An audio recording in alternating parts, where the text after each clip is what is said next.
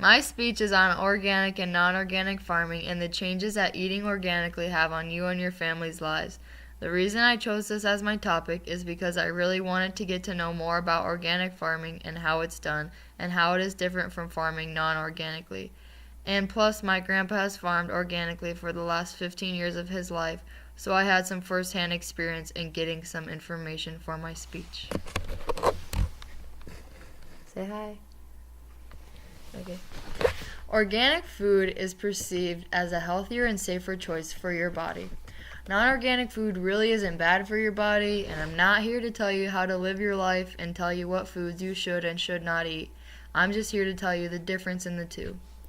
Foods grown and distributed as organic are more expensive to the consumer and really aren't any more safe for you and your body than commercial foods.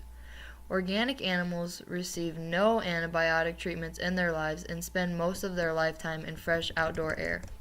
Organic foods have never been exposed to irradiation or subjected to chemicals. They also do not use pesticides, man-made fertilizers, additives, or any growth regulators. Some people argue that organic farming is not worth the time or cost. Farming organically does take more time than farming non-organically because you have to work the ground in the field more than you would if it was non-organic because you have to get all the weeds out by yourself. You can't just go spray them with any weed killer or anything. Although it may be more time consuming, it really could help the consumers out in the long run. Plus, farming organically reduces environmental impacts, produces healthier foods, and protects the soil.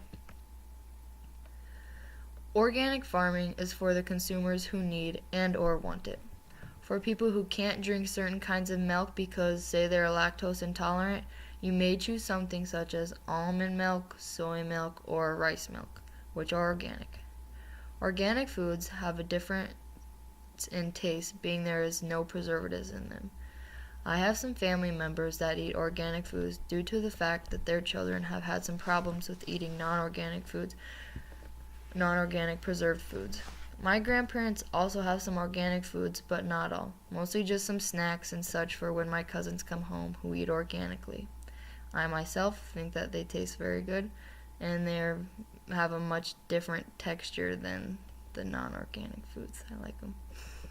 The National Research Council found that a majority of pesticides in infants and children originate from their diet.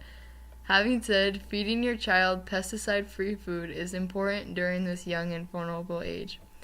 A study in 2006 found that organic diets protect against pesticide exposure in young children, reducing pesticides in the body by 50 to 80%.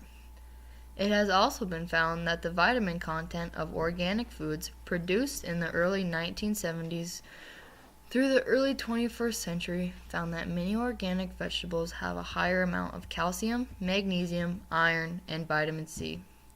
The reason I chose this as my speech topic is because I wanted to get to know more about the organic way of farming.